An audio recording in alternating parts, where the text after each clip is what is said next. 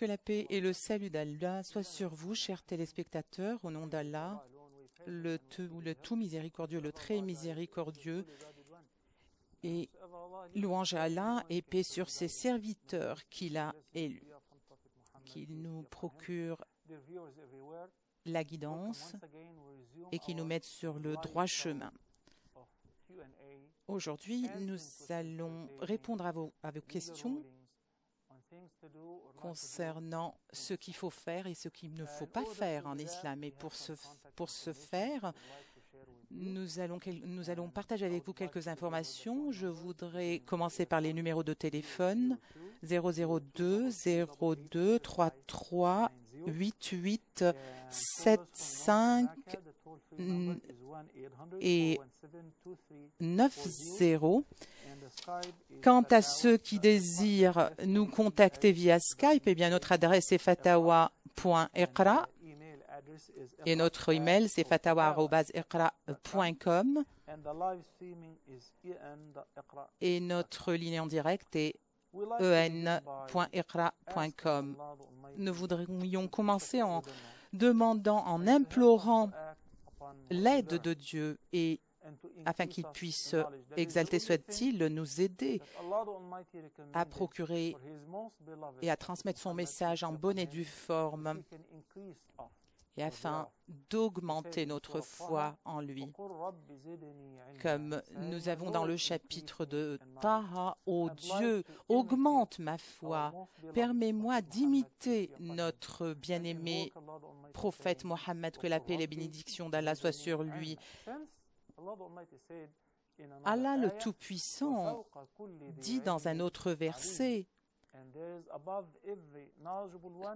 au-dessus de chaque personne détenteuse de connaissances, il y a une autre personne qui est plus connaisseuse et plus fine connaisseuse qu'elle.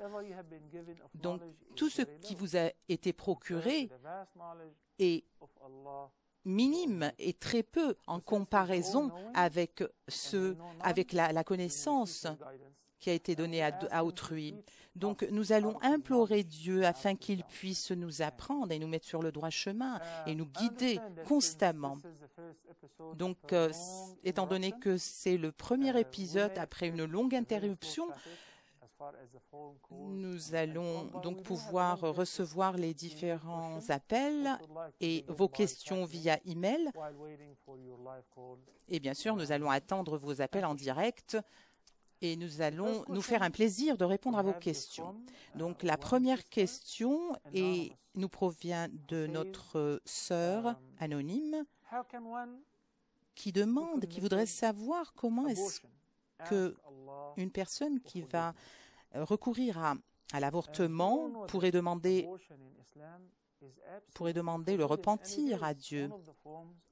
Exalté soit-il. Eh bien, sachez que l'avortement ressemble à un acte criminel, car vous ne pouvez pas anéantir la vie d'une personne, même s'il s'agit d'un fœtus, car c'est la création de Dieu que vous êtes en train d'anéantir. Une seule raison peut vous permettre de le faire, c'est de sauver la vie de la femme ou de la mère enceinte. Donc, si nous avons une menace menaçant la vie ou la santé de la maman et qui va atteindre ou qui va affecter sa santé ou son bien-être, eh bien, à ce moment-là, le recours à l'avortement peut être permissible. C'est le seul cas à travers lequel nous pouvons recourir à l'avortement.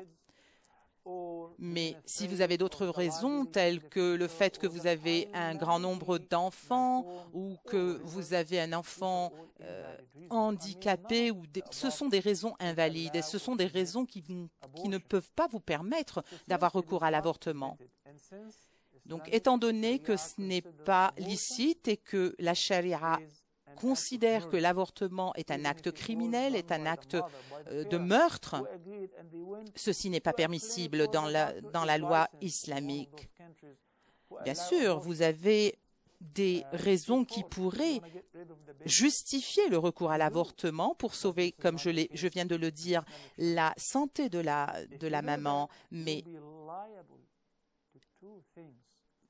si vous avez recours à l'avortement sans respecter les raisons ou les dérogations qui vous ont été accordées par le Tout-Puissant, et vous allez transgresser les lois islamiques et transgresser les limites de Dieu, exalté soit-il, eh bien, vous allez être passible d'un châtiment sévère.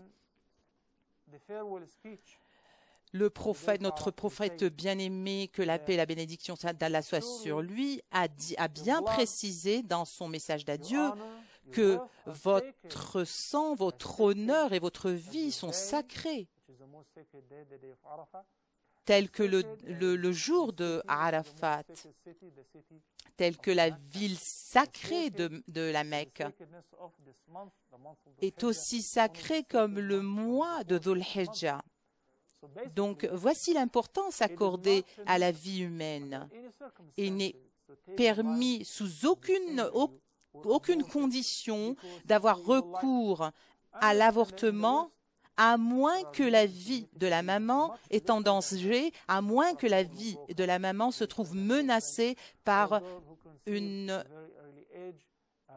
un mal ou par une maladie quelconque. Il y a certaines personnes qui ont recours à l'avortement de manière gratuite. Et malheureusement, il y a des médecins qui leur donnent cette permission.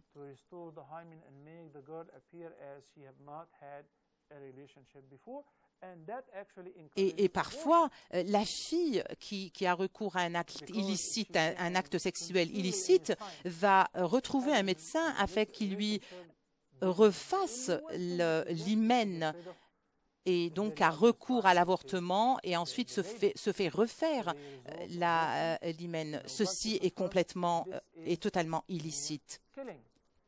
Vous êtes en train de commettre un meurtre, vous êtes en train de commettre un acte criminel, et ceci fait partie des péchés majeurs. Donc, la diya qui est présentée, qui est offerte après la naissance du bébé, représente 10% de la diya de la maman, et qui est évaluée à un certain volume d'or. Donc, dans le cas de l'avortement ou dans le cas de n'importe quel autre acte qui n'est pas permis ou illicite, nous avons recours à la kafara, qui consiste à payer un certain montant d'argent en guise de repentir. Donc, comme il est bien mentionné dans le chapitre d'An-Nisa, étant donné que nous n'avons plus d'esclaves dans notre ère moderne, mais à l'époque, vous pouvez voir, tel que nous l'indique le verset, à quel point un châtiment sévère est réservé à ceux qui portent atteinte à la vie d'un être humain, même à un embryon, même à un fœtus. Nous avons notre frère Oussama du Canada, le Canada que j'ai visité et dont je suis retourné récemment. Je suis de Hamilton, oui, bienvenue au programme et merci d'être la première personne à appeler. Vous avez quel âge, Oussama? J'ai 13 ans. Très bien, formidable. Quelle est votre question? Ma question est: il y a une confusion entre le licite et l'illicite, et il m'est difficile d'expliquer tout cela à mes amis chrétiens. J'ai posé la question à plusieurs imams. Certains me disent que telle chose est licite et certains me disent que telle autre chose est illicite. Donc, il y a une grande confusion. la viande halal et la viande haram, la viande licite et la viande illicite. Oui, on m'a posé la même question à Montréal, en fait. Nous avons notre source à laquelle nous référons, qui est le noble Coran. Et nous avons donc des règles à suivre et des règles à respecter. Nous trouvons dans le chapitre de la table de Al-Maïda la nourriture des gens du livre est licite pour vous. Abdallah ibn al-Abbas, comme tous les musulmans le savent, est le traducteur et le grand interprète du noble Coran, étant donné que le prophète Mohammed, que la paix et la bénédiction d'Allah, a prié pour lui, pour son grand savoir et sa connaissance profonde du Coran. Donc la nourriture ici, dans le verset coranique, se réfère à la viande. Et c'est très clair, en fait. Nous n'avons pas besoin d'aller à la recherche des différentes définitions, des différents sens de ce verset, étant donné que la nourriture ici se réfère explicitement à la viande. Il en est de même pour le poisson. Donc,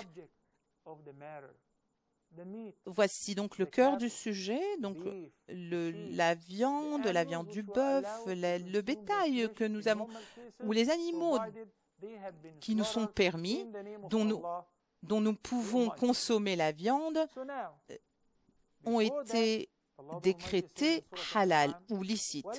Et dans le chapitre d'Al-An'am, Allah, gloire à lui, nous dit « Ne mangez pas de la viande dont le nom d'Allah n'a pas été récité dessus. »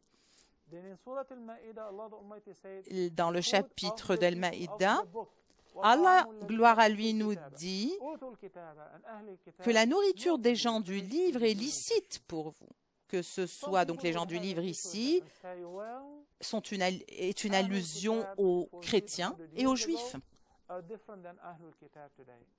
Mais malheureusement, les gens du livre de l'ère contemporaine sont certainement différents des gens du livre de l'époque. Et c'est pour cela que le Coran a été apporté et révélé pour corriger les erreurs qui ont été commises par ceux qui ont suivi les différents messages divins avant l'islam. Et Allah, gloire à lui, nous dit bien que ceux qui disent ou ceux qui prétendent que Jésus est le Fils d'Allah sont les mécréants, ne sont pas sur le droit chemin. Donc il y a une pléthora, bien sûr, de versets qui vous montrent à quel point l'islam est venu justement pour corriger toutes les erreurs qui ont été commises par les autres nations avant l'islam. Les Juifs ne considéraient pas que les chrétiens étaient des croyants, et les chrétiens ne considèrent pas non plus que les Juifs sont des croyants. Chaque nation a ses propres convictions et chaque nation considère que l'autre groupe n'est pas sur le droit chemin. L'islam est là pour nous montrer, comme le verset nous dit, « Ô mécréants, je n'adore pas ce que vous adorez et je ne vais pas adorer ce que vous avez adoré ou vénéré. Vous avez votre religion, à vous votre religion et à moi la mienne. » Donc, ils sont croyants dans leur propre foi, mais nous les considérons comme des gens qui ne sont pas sur le droit ou qui ont dévié du droit chemin, étant donné qu'ils ne suivent pas le message original tel qu'il a été révélé au prophète. Donc, dans le chapitre d'Al-Maïda ou dans le chapitre de la table, le mot nourriture, at-ta'am ici, se réfère à la viande, à condition que l'animal été sacrifié. Le sang doit couler afin que nous puissions considérer que c'est de la viande halal et non pas égorgée.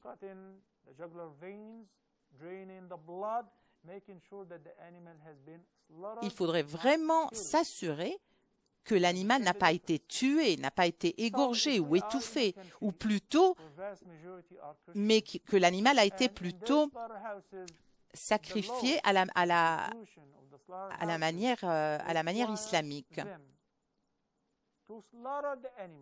Donc l'animal doit être sacrifié. Et à ce moment-là, ce n'est qu'à ce moment-là que la viande devient permissible.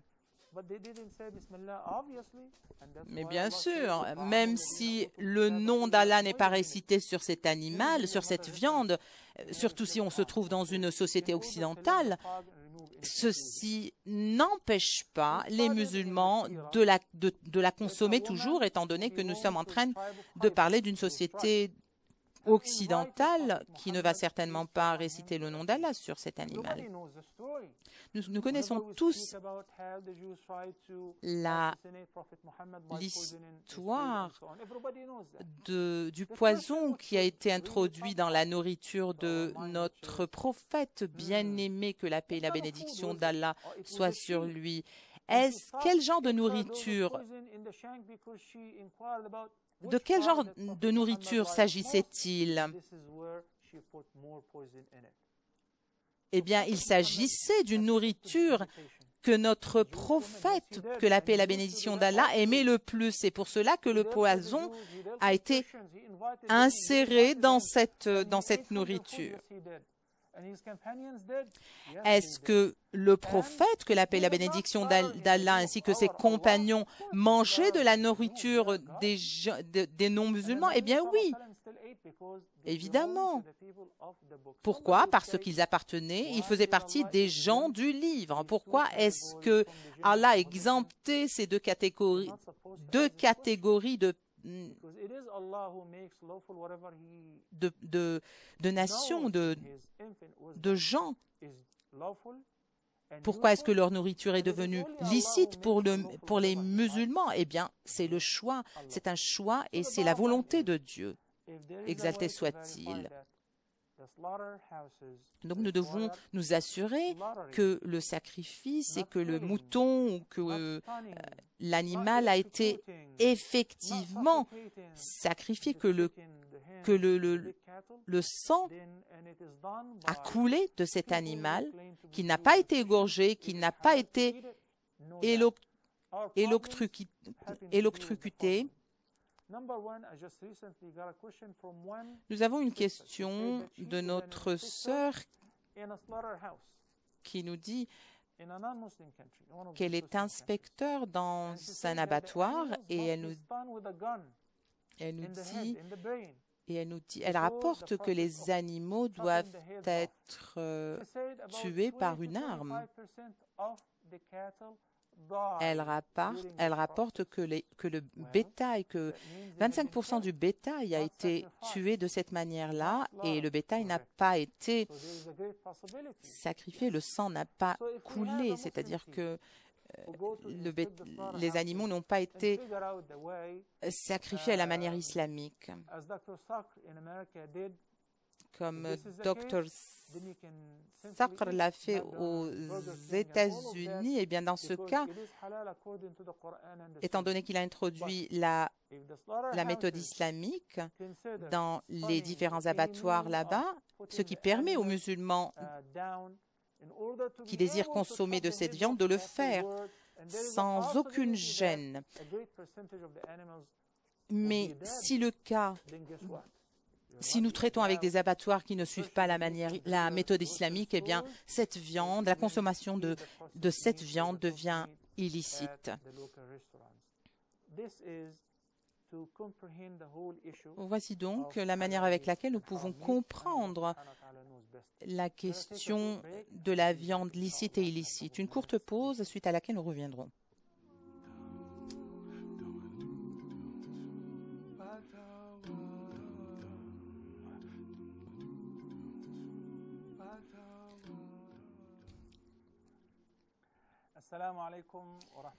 Que la paix et le salut d'Allah soient sur vous, chers téléspectateurs, et bienvenue à nouveau. Donc une autre question concernant est-ce qu'il est obligatoire de faire pousser la barbe ou pas? Dans la plupart des jurisconsultes ont convenu du fait que, par exemple, nous avons l'imam Abu Hanifa, Ibn Hanbal et Al-Maliki, et quelques opinions nous provenons de l'imam Shafi'i qui stipulent que c'est un devoir, que c'est obligatoire de laisser pousser la barbe pour les hommes. Et nous avons un hadith qui illustre ce que je viens de dire. Gardez la barbe. Donc c'est une référence. L'imam Shafi'i considérait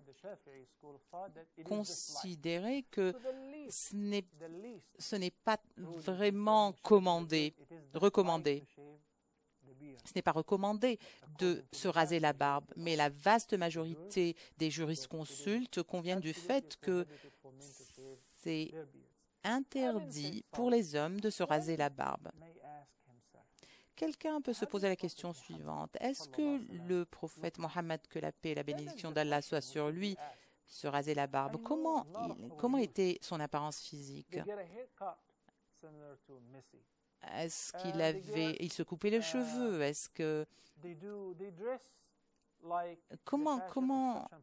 À quoi ressemblait son apparence physique?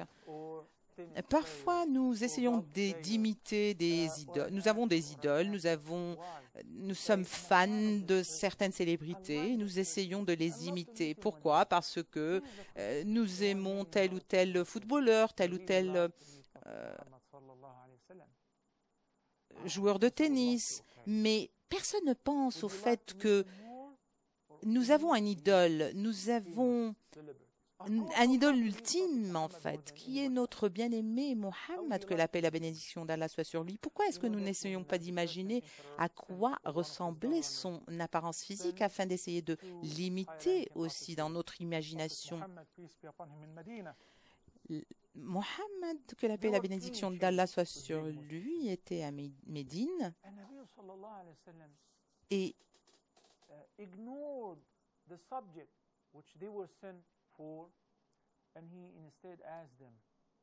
a posé la question à un groupe de personnes qui se rasaient la barbe, leur demandant pourquoi ils faisaient ceci, pourquoi ils avaient recours à un tel acte. Et la réponse qu'il obtint fut que le gouverneur Kisra avait l'habitude de le faire. Mais donc le prophète avait un autre point de vue et voulait instruire les musulmans de la manière la plus chaste et la plus noble afin que sa sunna soit suivie par la suite et que les gens puissent copier le rite sur le comportement de leur prophète, paix et bénédiction d'Allah soit sur lui. Ce n'est pas un fardeau de se laisser pousser la barbe. Pensez-y, si vous êtes fan de votre prophète Mohammed, que la paix et la bénédiction d'Allah sur lui, si vous avez un rêve ultime de le rencontrer un jour, comment désirerez-vous apparaître? À quoi voudriez-vous ressembler le jour de cette rencontre ultime? Est-ce que vous voulez porter un parfum quelconque? Est-ce que vous voulez paraître beau ou belle? Est-ce que vous voulez être bien vêtu, propre? Pourquoi? Bien sûr, parce que le prophète, que la paix et la bénédiction d'Allah soient sur lui, s'intéressait énormément à son apparence physique. Et c'est pour cela que nous devons l'imiter. Et nous devons garder à l'esprit que son comportement et son apparence physique devraient être des exemples à suivre. Donc, mon conseil est de garder la barbe au lieu et non pas de la raser. Une autre question concernant le tabac. Je voulais savoir, est-ce que fumer la cigarette est licite ou illicite, même si ceux qui fument le faisaient uniquement à la maison. Je vais considérer que c'est une blague, étant donné ce qui est licite et ce qui est illicite est bien clair. Donc le fait de le faire en public ou en privé ne change rien à la règle. Et parfois, nous confondons ce qui est culturel et ce qui est islamique ou ce qui est religieux.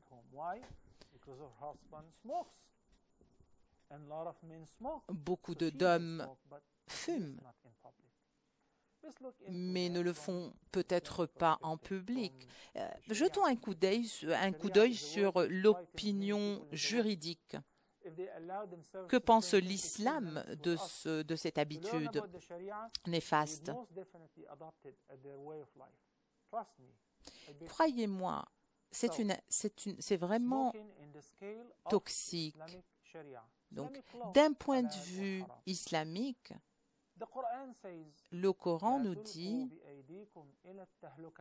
n'allez pas vers le gouffre, ne vous jetez pas la tête en premier dans le gouffre.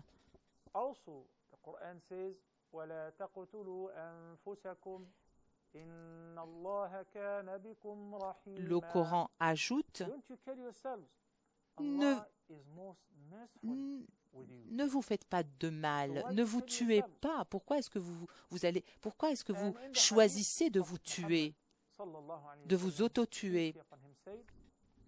Et le prophète, que la paix et la bénédiction d'Allah soient sur lui, ne vous faites pas de mal. Ne portez pas atteinte à votre âme, à votre physique, à votre santé. Vous devez vous protéger contre tout le mal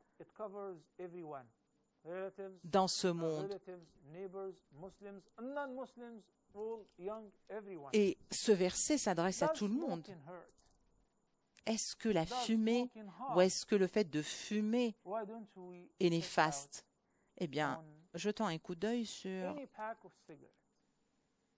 un paquet de cigarettes, rien que pour voir, est-ce qu'il est nocif de fumer? Est-ce qu'il est vraiment recommandé d'éviter ou de se débarrasser, se libérer de cette habitude? Fumer tue. Vous pouvez lire cela, cette enseigne, sur n'importe quel paquet de cigarettes. Fumer tue. Fumer est cancérigène. Qu'est-ce que ceci veut dire? Eh bien, que la fumée ou que le fait de fumer peut vous causer le cancer des poumons. Vous pouvez être atteint de différents types de cancers. Fumer tue, effectivement. Fumer tue. Fumer tue les fumeurs et les fumeurs passifs. Ceux qui sont là, dans la même salle ou dans le même lieu où se trouvent les personnes qui s'adonnent à la néfaste habitude de fumer. Et ceci va porter atteinte à la santé et va faire du mal, est préjudiciable aux autres, à autrui.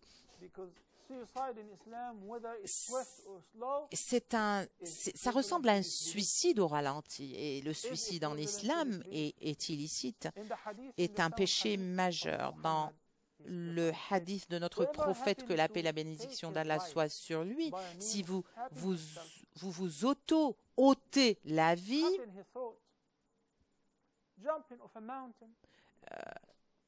vous vous adonnez à des actes qui vont porter atteinte à votre santé, tels que vous vous empoisonnez ou vous vous jetez par-dessus le toit d'une maison. Eh bien, vous êtes passible du châtiment le plus sévère.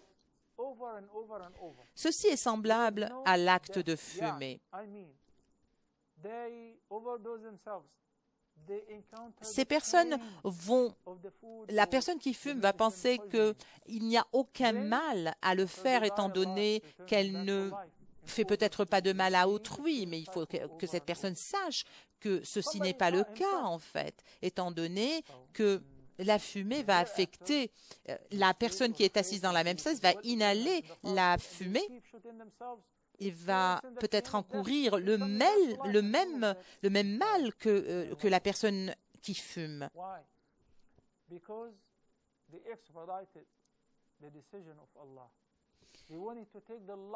Il ne faut pas transgresser les lois divines d'Allah. Il ne faut pas porter atteinte à autrui. Il faut garder à l'esprit que nous ne devons pas être égoïstes dans notre comportement. Et le fait de fumer n'est pas une liberté personnelle, étant donné que cette liberté est en train de porter atteinte à autrui, étant donné que notre liberté n'est pas contenue dans un cercle qui nous est bien propre. Nous sommes parmi un groupe de personnes, nous sommes en train de porter peut-être atteinte à nos enfants, également à la santé de nos enfants, si nous fumons à la maison.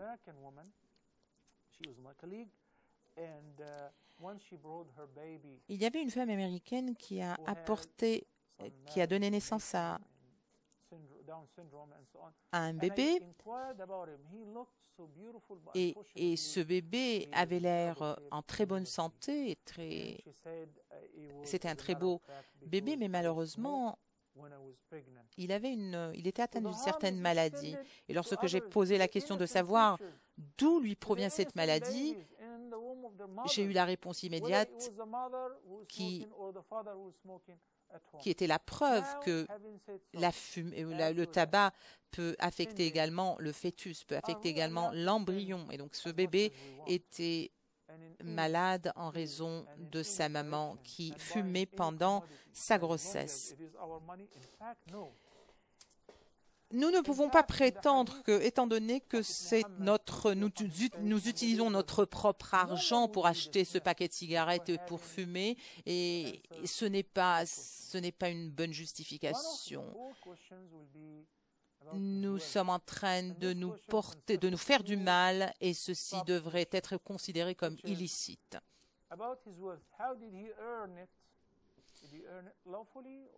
Donc, la deuxième question est de savoir comment est-ce que nous gagnons notre argent. Est-ce que nous gagnons notre argent par des voies licites? La deuxième question est de savoir comment est-ce que nous dépensons notre argent. Est-ce que nous dépensons notre argent d'une manière licite également? Donc c'est pour cela que nous ne sommes pas entièrement libres dans cette vie. Nous ne pouvons pas agir en toute liberté comme nous le désirons, car cette vie est une question de confiance. Nous devons accorder un intérêt ultime à notre santé, accorder un intérêt ultime à l'argent que nous gagnons, le préserver, faire en sorte qu'il devienne légitime, éviter de le dépenser pour des choses mondaines qui, de surcroît, pourraient être néfastes à notre santé. Allah Almighty said, وَرَحْمَتِي وَسَعَتْ كُلَّ شَيْءٍ فَسَأَكْتُبُهَا لِلَّذِينَ يَتَّقُونَ. Allah Allah Tout-Puissant nous dit, ma miséricorde peut englober l'humanité entière et je l'accorderai à l'humanité entière. Allah, gloire à lui, dit au prophète Moïse, que la paix soit sur lui,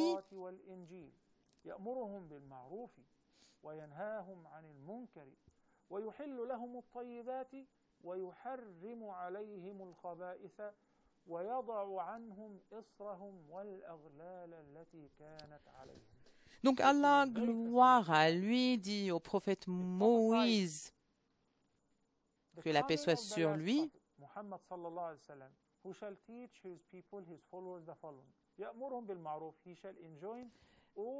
doit que le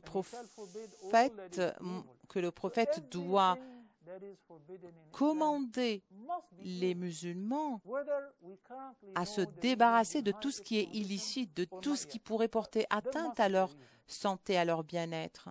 Et tout ceci est fait pour une raison bien connue.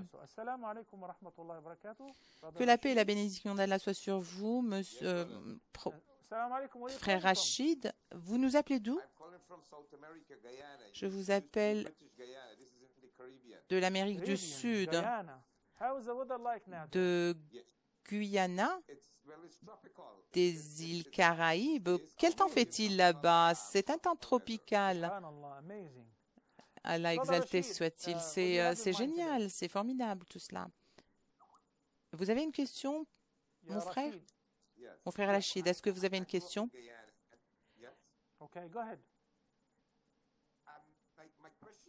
Ma question est, étant donné que je vis à Guyana depuis 22 ans, nous avons un cheikh du Nigeria qui nous apprend la Sunna et le noble Coran. C'est pour cela que j'ai adopté l'islam en tant que façon de vivre, en tant que religion. C'est vrai que je suis né musulman, mais je n'ai pas vraiment vécu une vie purement islamique. Et j'ai eu le plaisir de puiser dans le noble Coran et dans la connaissance qui m'a été procurée de la part de ce cheikh. Et j'ai remarqué également qu'il y a des cheikhs qui viennent nous visiter de l'Inde, du Pakistan, afin de nous aider à vivre une vie purement islamique. Je voulais juste vous poser la question de savoir, est-ce que la manière avec laquelle nous vivons, le style de vie que nous adoptons à Guyana est bon ou mauvais? Merci à vous d'avoir posé cette question, car aujourd'hui, c'est le 9e jour de Rabi al-Awwal. La plupart des musulmans se préparent à célébrer la naissance de notre bien-aimé, de notre prophète bien-aimé, que la paix et la bénédiction d'Allah soient sur lui. Donc, le jour exact de sa naissance n'a pas été précisé, mais certains disent qu'il est né le 12e jour de Rabi al-Awwal. Mais ceux qui sont le plus proche de la vérité, ont convenu du fait qu'il est né durant ce jour. Nous avons un imam indien qui nous dit justement comment vivre cette vie islamique et précise effectivement que le jour de la naissance du prophète, que la paix et la bénédiction d'Allah soient sur lui, n'est pas vraiment connu, n'est pas connu avec exactitude, ni le temps des califes, Abu Bakr, Omar, que Dieu les agrée. Donc les personnes intelligentes doivent savoir la source de tous ces événements.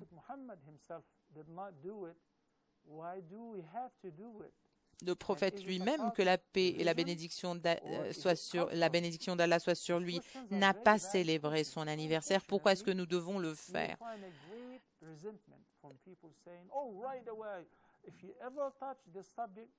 Et parfois, il y a des personnes qui hésitent à s'approcher de cette question ou à traiter de cette question. Eh bien, personnellement, j'ai beaucoup de plaisir à célébrer le jour de sa naissance. J'aime beaucoup utiliser cette occasion, ou saisir cette occasion afin de me rappeler de sa sunna. Il y avait une question tout à l'heure concernant l'acte de se laisser pousser la barbe.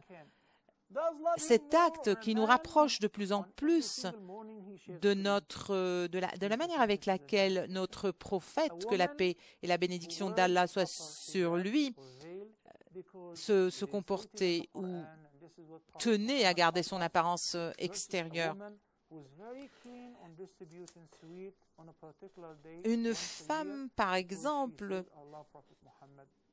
qui tient à distribuer des bonbons ou des sucreries ou des gâteaux durant le jour de la naissance du prophète, le fait parce qu'elle voudrait se rappeler de notre prophète bien-aimé. Donc, quel que soit notre amour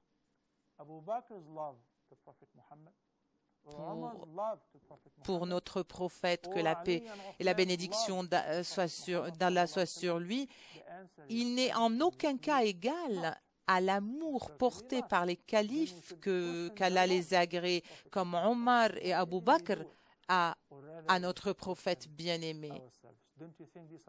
Ils n'ont pas célébré le jour de la naissance de notre prophète. Pourquoi allons-nous le faire après une courte pause?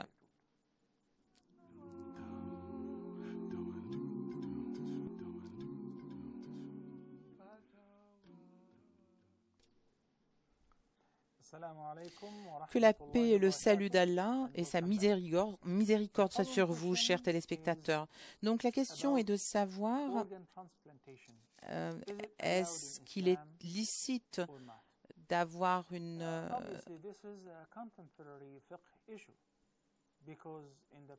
transplantation d'organes? Est-ce qu'il est possible de recourir à cette opération? Un organe qui est extrait d'un être humain et qui est placé dans un autre être humain. Eh bien, il y a une réflexion sur cette question et un groupe de jurisconsultes est sorti avec le consensus suivant afin d'expliquer les différentes opinions et les différentes raisons derrière le recours à un talaq. Donc la transplantation serait licite dans des conditions suivantes. Premièrement, quand il s'agit d'un don d'organes. Le récipient ou le récepteur ne doit pas ou n'est pas obligé de payer un montant d'argent pour cet organe. Aujourd'hui, nous avons le marché noir du trafic des d'organes humains. Donc c'est pour cela que nous devons accorder un intérêt au contexte dans lequel se fait cette transplantation. Même en Amérique du Nord, vous avez parfois des personnes dans le besoin qui ont besoin de donner ou de vendre leurs organes en échange d'argent. Et bien sûr, les personnes aisées sont bien disposées financièrement afin de payer pour cet organe humain. À mon avis, votre corps ne vous appartient pas. Vous ne pouvez pas disposer d'extraire des organes et d'en faire et de les vendre pour de l'argent. Donc, il faut vraiment garder à l'esprit les conditions pour lesquelles nous allons rendre licite ou illicite telle ou telle transplantation. Un organe qui sera transplanté dans le corps d'un autre être humain qui sera compatible avec le corps de cet être humain. Nous devons également accorder un intérêt au donateur qui va, par exemple, faire don de ses reins, de son rein, à condition que ceci ne détériore pas sa santé générale et à condition que ceci va lui permettre de fonctionner normalement par la suite. Dans ce cas, c'est permissible. Et bien sûr, le donateur va être récompensé pour son don. Le verset dans le Coran nous dit « Vous devez vous entraider dans la piété et la sincérité ». Allah Tout-Puissant nous dit que ceux qui portent atteinte à la vie d'une seule personne ressemble à un acte qui consiste à tuer l'humanité entière. Et ce qui donne vie à une seule personne, c'est comme si il a redonné vie à l'humanité entière. Donc, ce verset nous montre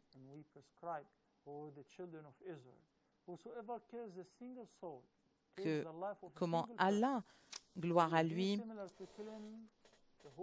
nous interdit de porter atteinte à la vie d'une personne. Et sauver la vie d'une seule personne équivaut à sauvegarder la vie de l'humanité entière. Donc, en gardant à l'esprit les autres conditions, nous pouvons décider si l'acte de don d'un organe humain est licite ou illicite. Donc, à la lumière de ces conditions, je voudrais vous parler de certains cas que j'ai moi-même observé. L'un de mes voisins qui vient à la même mosquée que moi s'est avéré être atteinte d'un cancer et une partie de son foie était affectée. Et heureusement que son fils avait des organes compatibles avec son père. C'est pour cela que le père a pu être sauvé, étant donné qu'il a pu faire don de cet organe à son père. Et louange à Dieu, le père se porte très bien. Ceci a donné espoir, bien sûr, au père et aux membres de la famille d'être à l'aise et d'avoir espoir pour le père.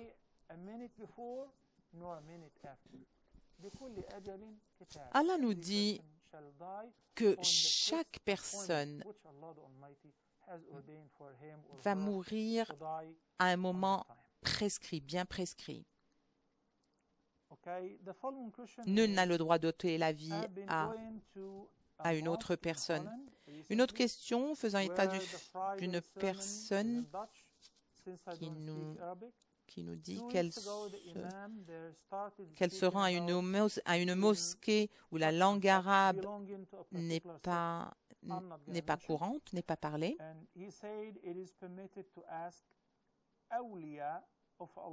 Et cet imam a mentionné le mot « awliya » qui sont habilités à faire des invocations. Est-ce que je dois retrouver cet imam afin de le consulter concernant ce genre d'invocation? Eh bien,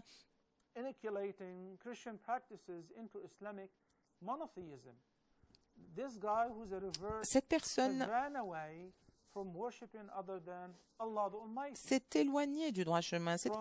Une personne qui va confesser ses péchés à un prêtre pour lui demander son aide ou pour lui demander que ses péchés, qu'il soit un intermédiaire entre lui et son Créateur afin de lui accorder le repentir.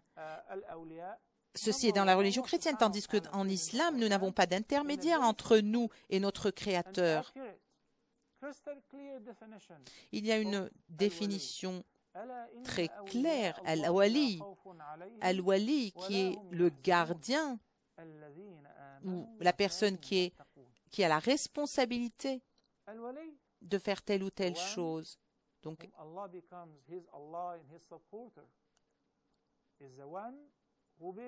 le wali, c'est la personne qui est sur le droit chemin, la personne pieuse.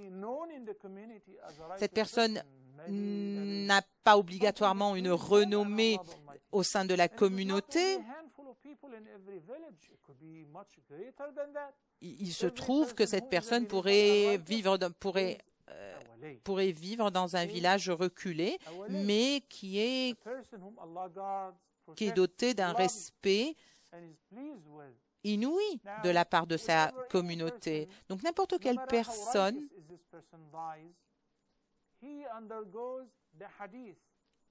cette personne pourrait être habilitée à faire des invocations pour celles qui le désiraient.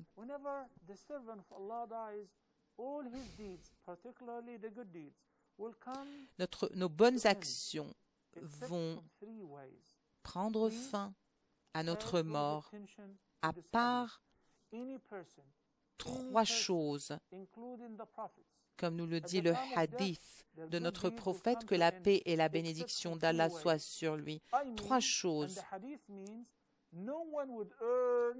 Personne ne va gagner davantage de bonnes actions à part trois choses que la personne a investi, dans lesquelles la personne a investi durant son vivant: une charité continue,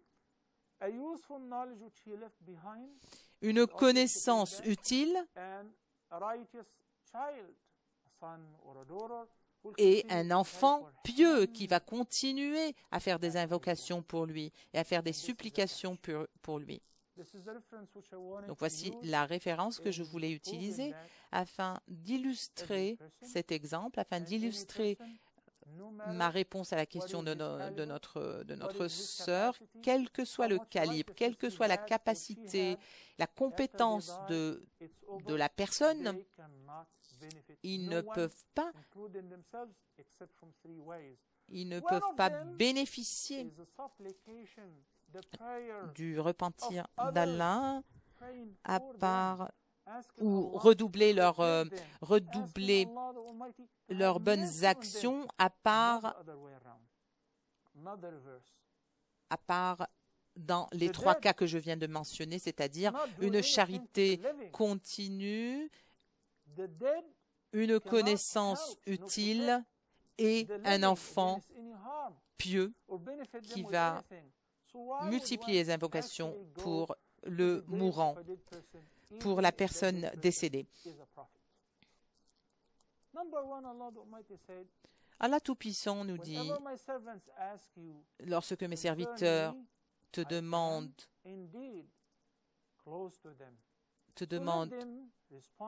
posent la question, sache que je suis très proche d'eux et je suis là pour les exaucer leurs demandes. Dans le chapitre de la vache, Allah Tout-Puissant nous dit: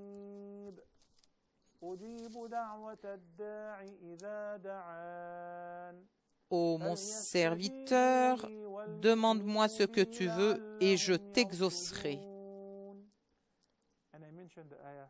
Et je viens de mentionner, donc je viens de vous expliquer ce que le verset, l'interprétation du verset. Donc dans plusieurs versets coraniques, dans plusieurs hadiths, nous trouvons que Allah le Tout-Puissant est là pour exaucer nos demandes, à condition que nous nous rapprochions de lui, à condition que nous multiplions les invocations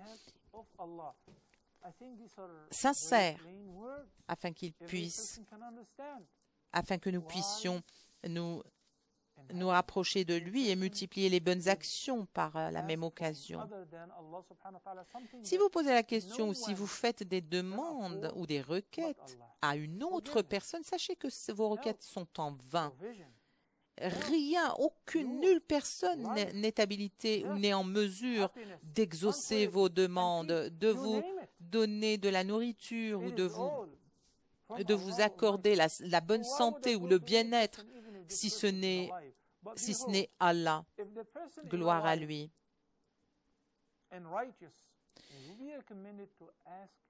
Donc, si la personne si nous nous adressons à une personne pieuse, nous allons lui demander de prier pour nous, de faire des invocations pour nous, mais nous n'allons pas lui demander de nous rendre plus à l'aise avec notre foi, d'éloigner la maladie, de nous donner de bonne santé ou de nous donner joie et prospérité. Seul Dieu, exalté soit-il, peut nous fournir ces choses et peut exaucer ce genre de demande. Vous ne devez pas prendre un intermédiaire entre vous et Allah, exalté soit-il. Il faudrait le faire vous-même. Il faudrait le faire avec sincérité afin d'être exaucé. Donc, cette personne est en train de prêcher de manière erronée, et j'aimerais vous dire que le hadith du prophète, que la paix et la bénédiction d'Allah soient sur lui, est très clair et nous explique comment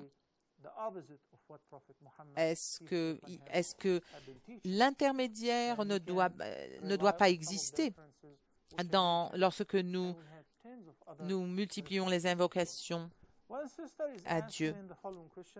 Donc, notre sœur qui pose la question de savoir est-ce que l'or qu'elle porte pendant certaines occasions est soumis à la zakat. Est-ce qu'elle doit payer la zakat pour cet or, ces bijoux qu'elle porte? Eh bien, là aussi, les imams ont différentes opinions. L'imam Abu Hanifa, que Dieu l'agrée, nous dit, si vous avez des bijoux, que ce soit de l'or que vous portez ou que vous mettez de côté, eh bien, vous êtes appelé, vous êtes sollicité à payer la zakat pour la zakat pour ces bijoux. Et il y a un hadith pour illustrer cela. Une femme qui vient un jour trouver le prophète avec sa fille et elle portait 2 bracelets en or. Le prophète, que la paix et la bénédiction d'Allah soit sur lui, lui demanda, est-ce que vous payez la zakat pour ce que vous portez, pour ces 2 bracelets? Et sa réponse fut non, je ne le fais pas. Le prophète, que la paix et la bénédiction d'Allah soient sur lui, lui dit, ceci est passible d'un châtiment sévère. Par la suite, la femme a ôté ses bracelets en disant, ils appartiennent à Allah et à son prophète. Donc, bien sûr, il y a un seuil imposable pour le paiement de la zakat et la personne doit remplir 2 conditions pour le paiement de la zakat. C'est la position du minimum imposable. Et dans le cas de l'argent, c'est 85 grammes d'or. Dans le cas de l'argent, c'est un autre il s'agit de 45. Pardon. Donc, la valeur de l'argent et de l'or doivent être bien connues afin que la zakat payée soit soit acceptée. Donc, si vous avez cet or ou cet argent comme ornement ou comme bijou, et cet ornement dépasse les 85, dépasse le seuil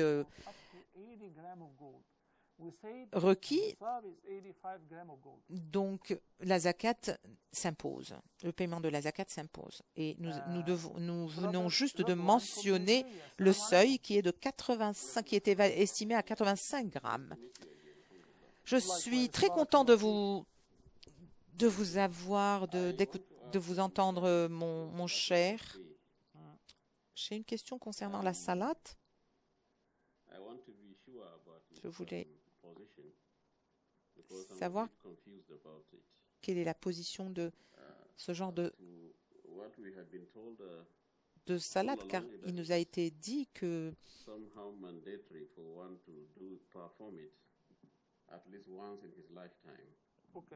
nous devons effectuer cette salade au moins une fois dans notre vie.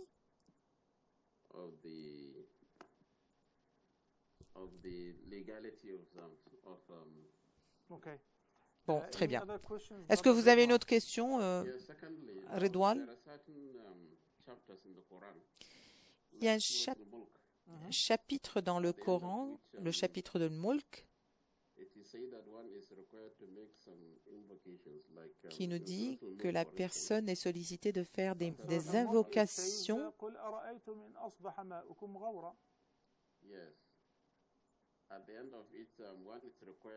Et à la fin, la personne est appelée à attester qu'Allah est le Seigneur des mondes. Il y a également le chapitre de la résurrection et le chapitre de At-Tin.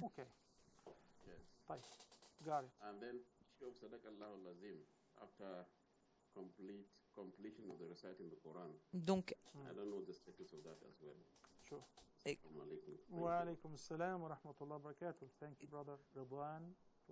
quelle est la phrase ou quelle est les paroles à proférer à la fin de la récitation du Coran? Je voudrais juste reparler de l'or après cette pause.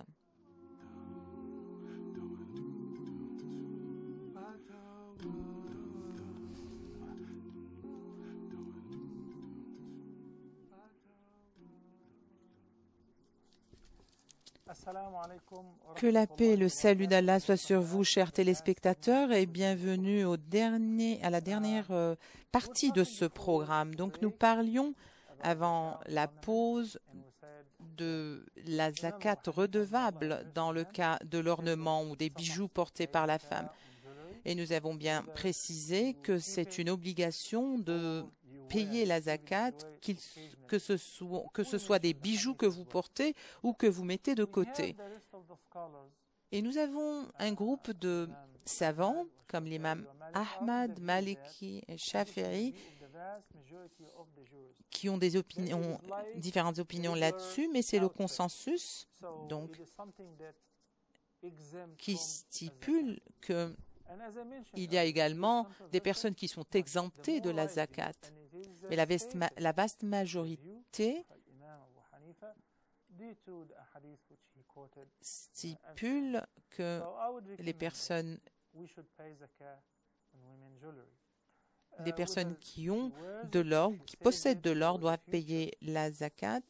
Et nous avons parlé du minimum imposable également.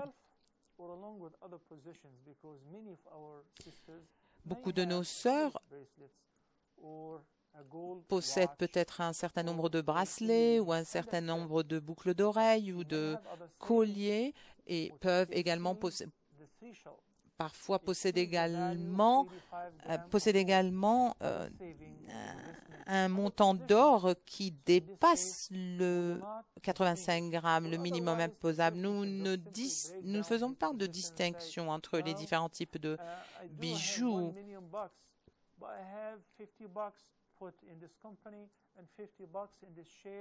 Une personne pourrait vous dire, par exemple, j'ai 50 boîtes ou 50 coffres que j'ai placés dans cette compagnie et 50 autres dans dans une autre compagnie. Eh bien, le calcul ne se fait pas de cette manière-là. Vous devez calculer le montant global de vos possessions en or.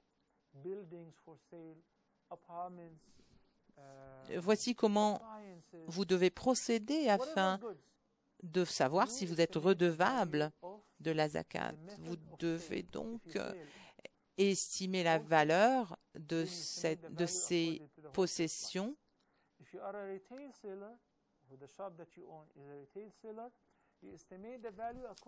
Vous estimez donc la valeur par rapport à chaque objet que vous possédez afin de payer la zakat sur ces objets, car ces provisions est un don d'Allah Tout-Puissant. Vous ne devez pas lésiner en moyens afin de payer cette zakat qui a été commandée par Allah. C'est Allah, gloire à lui, qui vous a offert, qui vous a donné ces objets que vous possédez aujourd'hui.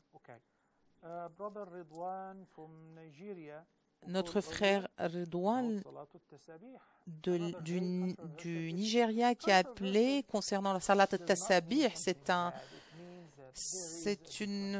un problème de controverse également, c'est une question de controverse et les différentes opinions également sont très valides, sont toutes valides, car le hadith qui mentionne la salat al-tasabih est considéré par la majorité des imams ou des savants comme un hadith authentifié par les différents imams.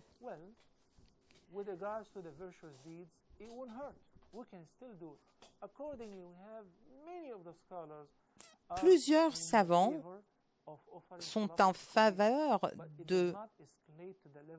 d'effectuer salat al-tasabih, mais cette salat n'est pas considérée comme une obligation, un devoir. Ce n'est pas un devoir. Ce qui est un devoir, par contre, ce sont les 5 prières de tous les jours. À côté de cela, tout le reste est surérogatoire. Tout le reste est optionnel. La seule salat obligatoire sont les 5 prières que nous effectuons tous les jours. Est-ce que cette salat est recommandée? C'est la question à poser. Bien, Imam Ibn Hanbal qu'Allah l'agrée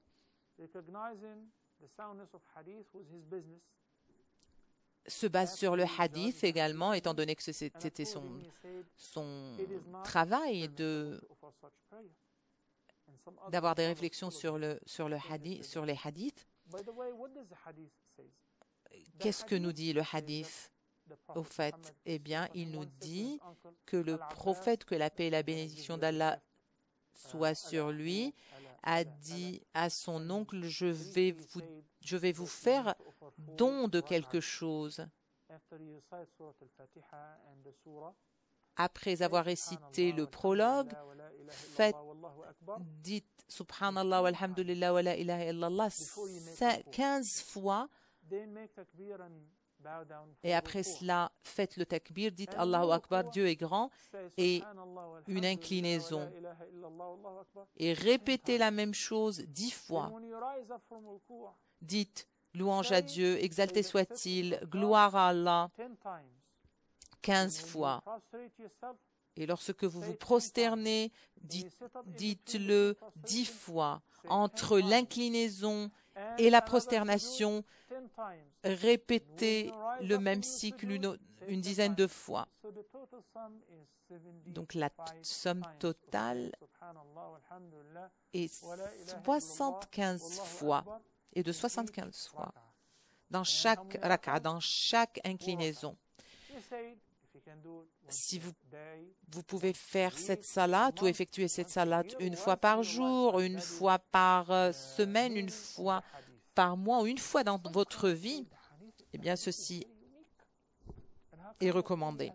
C'est un seul hadith que nous avons concernant cette salat en fait. Et c'est considéré comme un acte vertueux.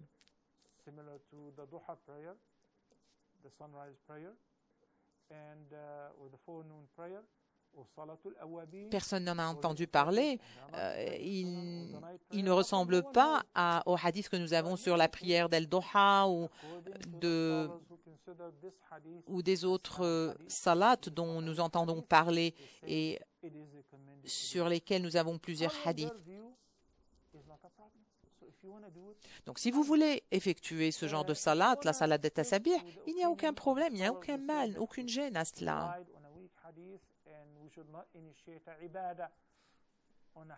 Certains savants estiment que nous ne devons pas prendre ceci comme une habitude et en faire une vénération ou en faire un acte cultuel.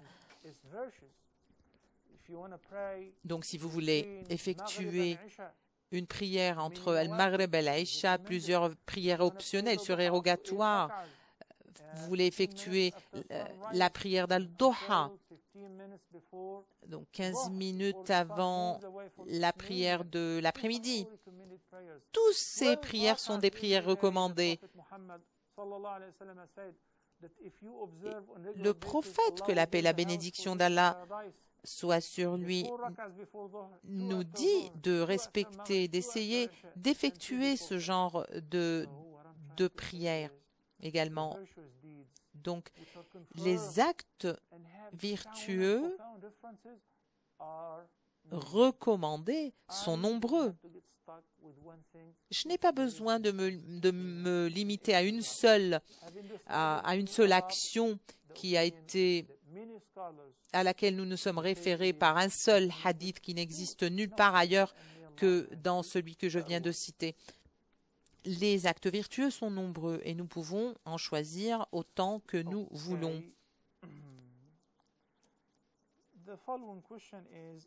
La question suivante est de savoir est-ce qu'il est permissible, licite en islam, de porter un peu de maquillage comme du mascara, du fard à joues, du fard à paupières.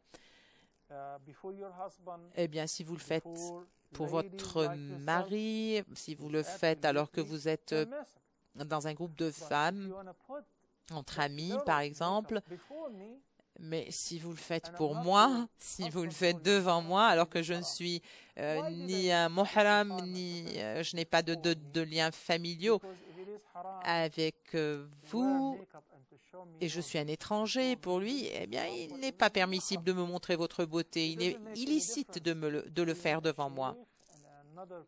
Il n'y a aucune différence, bien sûr, entre un cheikh et un musulman ordinaire. Lisez le chapitre de la lumière, chapitre d'An-Nour. C'est un chapitre merveilleux où Allah appelle les femmes à ne pas montrer leur beauté. Mais il est permis de le faire devant des membres de la famille tels que les enfants, les oncles, les pères, les neveux, etc. Mais à part ces membres de la famille, eh bien, il n'est pas permissible de le faire. Si je décide de me maquiller, même légèrement, pour sortir, pour aller à la rencontre d'amis, eh bien, sachez qu'il y a des étrangers qui ont porté un regard sur vous, qui vous ont regardé, et ceci n'est pas permissible.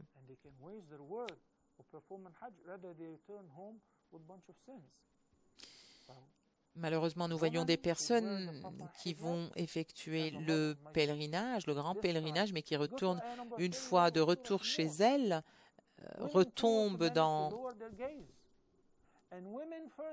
un vaste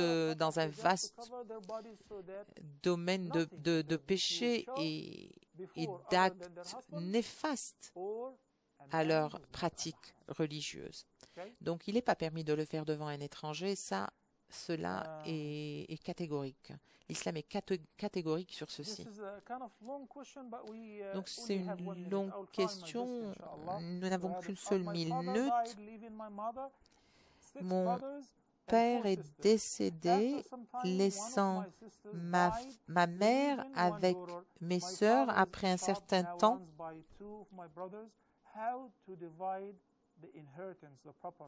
Après un certain temps, l'une de mes sœurs est décédée. Mon père nous a laissé un héritage. Comment faire pour distribuer l'héritage de notre père? Il faut savoir que votre sœur doit obtenir sa part d'héritage. Mais la sœur décédée, la part de la sœur décédée doit être distribuée parmi le reste des enfants qui sont en vie, donc et qui doit être et cette distribution doit se faire en respectant la loi islamique, c'est-à-dire 2 parts pour les garçons et 1 part pour les filles.